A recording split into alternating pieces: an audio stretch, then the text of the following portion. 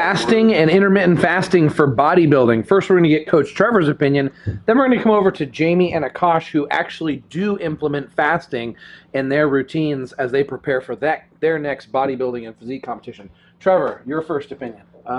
I don't use it, and the only times I do actually think it does work is for times when you're doing a detox or cleaning your body out. A lot of times from bodybuilding, people are eating so many frequent meals all the time, even when they're off or on, doing a show or not. And a lot of this sits in their gut. A lot of these things build up toxins in your body. And so if I were to do a fasting, there's still other things I would put in it, different, fruits and stuff like that. And it's a way to get extra fiber and lots of water and different things that will actually excrete a lot of those toxins out of your body. But other than that, especially the more size you have, fasting just in terms of weight loss or anything for that, it starts becoming a reversal effect. It's good for insulin sensitivity, but there's better ways to go about it for maximal effects. But you can still implement it. It's just not going to be the best results that you can get from doing something else. Jamie, tell us what the most recent fast you did, whether you lost any muscle, and what positive effects you got from your fast. I like fasting. I usually fast actually every day. Usually around 8 I stop eating, and I don't eat again until 8 in the morning. So when I'm doing my fasted cardio, I'm completely depleted. And then if I do like a refeed, because I am a keto dieter, I do a refeed. I actually will do a 24-hour fast after my refeed to put my body straight back into ketosis to keep on burning fat. I haven't lost any muscle. I also take Ostemuscle to help prevent muscle loss. But that's what I'm doing right now. In the future, I might change things, but that's what's working for me right now. Akash. Well, yeah, I think there's like a lot of misconceptions about fasting. In my opinion, it's just another tool in the tool belt, like carb cycling and meal frequency, manipulating those things. There's it boosts your insulin sensitivity, and yeah, it can put you back in ketosis in 24 hours if you do a fast.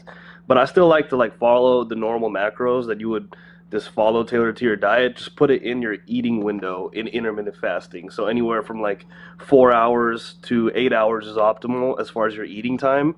And then outside of that eating time, you would just fast and only drink water or 0-calorie drinks.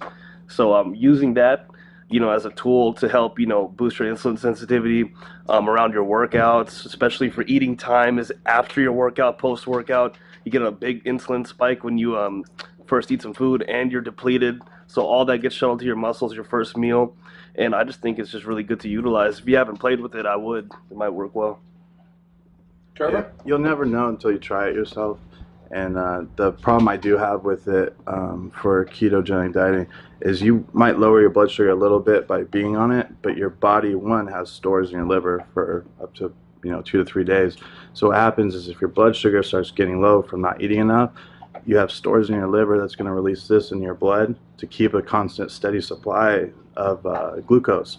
And then at the same time, it still can break down protein for glucose as it's doing that.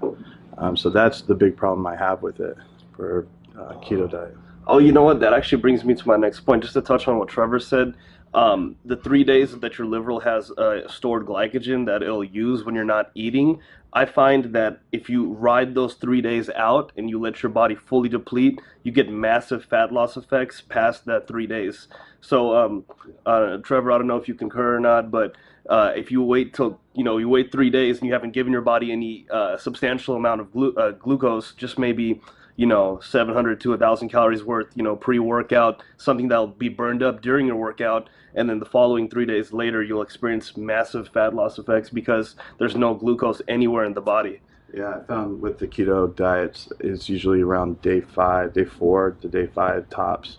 After all that glucose is gone, like you said, that's when weight drops off very fast. And people that do too much carb cycling when they're on a keto diet, it's not really a ketogenic diet. So they're playing with that. But after you get to that point and there's zero in your body left, and your body does kick over into that state, it's a lot more extreme. Akash, you've experienced extreme fat loss from fasting for multiple days in a row, no food. But you say that a lot of people do it wrong. After the fast, they go back to their normal diet and they actually gain the fat back because their metabolism slowed down.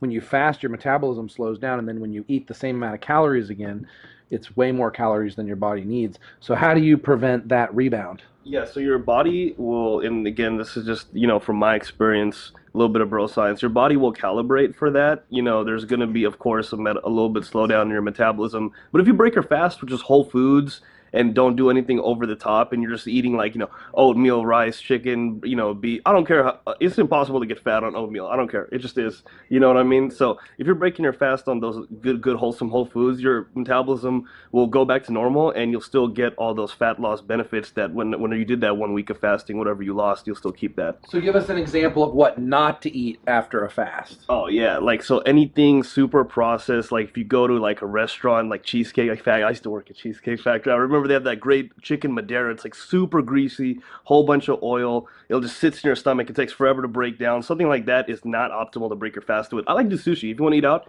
sushi. Not the fried rolls, the cold ones, because you know it's good simple carbohydrates. You know, good wholesome fish. You know, just carbs, fats, proteins. Yeah. All right, so what did we learn from this episode about fasting and intermittent fasting? We learned that it's not necessarily the optimal way to cleanse our bodies and for insulin sensitivity or for fat loss or building muscle, but it is a tool. It could be effective for some people, something that people should try to see how their body reacts. That you do burn a lot of fat when you fast, that you burn less muscle if you're taking a supplement that helps preserve muscle like a SARM or a steroid, or and then also not to diet terribly after the fast, not to eat bad foods afterwards, because you're going to rebound and gain all the fat right back, which is probably what most people do. All right, be swole and swole, my friends of freedom, pioneers of human evolution. Yeah, hundreds on my bed, flexing with the bill, roses in my wallet and I'm flexing it for real. Racks on racks on racks, I look like rookie of the year. Frontin' with the cash, it's getting moody over here. Hundreds on my bed, flexing with the bill, roses in my wallet and I'm flexing.